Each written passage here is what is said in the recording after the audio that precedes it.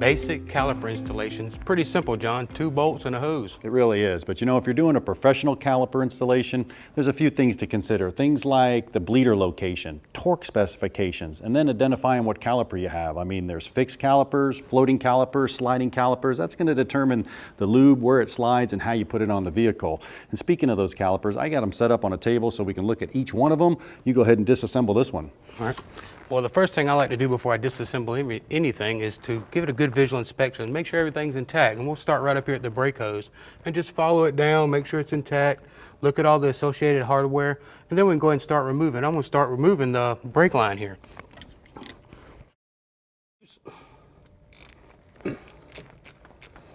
And make sure you put a catch pan down there. Got a few washers in there, make sure you catch them, don't let them fall. All right, now what I want to do is I want to go ahead and break these big bolts loose back here in the back that attach from the caliper bracket to the spindle, and I did that with this big breaker bar. Now I can go ahead and run those out.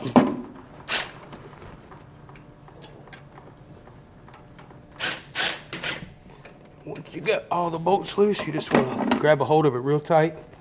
Back this one last bolt out. Got him. And just carefully remove your caliper. And that's how you do it. John's got some really cool tips on brake calipers. Now, calipers come in all shapes and sizes as well. Let's start out right here with the fixed caliper.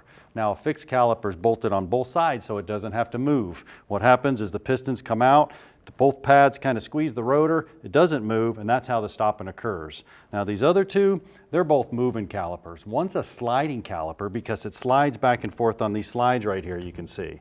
Now, when you're doing a caliper installation, it's very important to lube both sides of these slides. You have an inner one and an outer one over to the bracket, and this one as well. So you have 4 places on this one. And this one's pretty unique because it's aluminum as well. So when you're dealing with torque specifications on that banjo bolt, make sure you use them here. It's very easy to pull these threads out and damage the caliper. Now, the one we're installing on our Impala here is actually a floating caliper or a sliding caliper that floats on pins. This is pretty cool because it's not on slides itself, it's floating on the pins, and you can see that right here.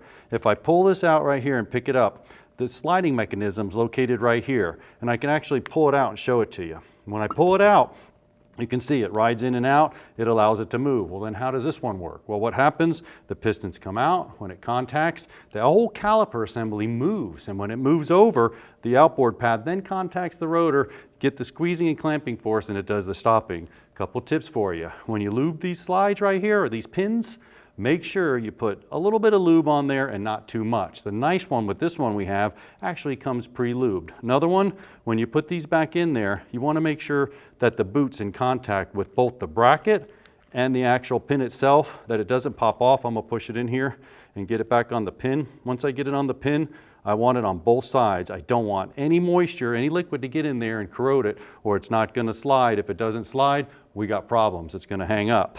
Now, you got a banjo bolt right here, and very important that you have these copper crush washers. And this one is really special because it's the original OD, ID, thickness, and density. That's huge. You can't go to the bin. Any size won't work. You have to have the right ones because this is the clamping force that's going to be put on that's going to seal this when your brake fluid's going in there with immense amount of pressure. Once again, use the torque specifications when you put it all together. Really nice. Comes with all the associated hardware. Make sure that these are clipped in there. Once these start to get worn, the pads don't move or they get loose and heat checked, they're not going to hold the pads. When the pads aren't secure in the actual caliper assembly, that causes vibration. Vibration causes noise. So you want to make sure it's secure as well. Well, you got a good look at calipers. All we have to do now is finish the installation. Installing the brake caliper is just as easy as remove it. Just as simply reverse the procedure and always make sure your bleeder is in the up position on the top. Now, first thing I like to do is get our caliper bracket to spindle bolt and put a little bit of thread lock on here because we definitely don't want that to back out. Then we'll push our caliper up. Like so. Switch hands here.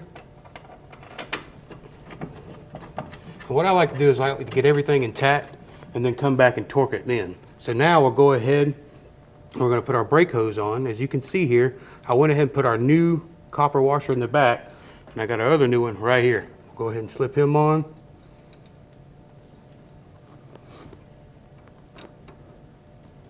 Be careful with these because sometimes they can cross thread on you.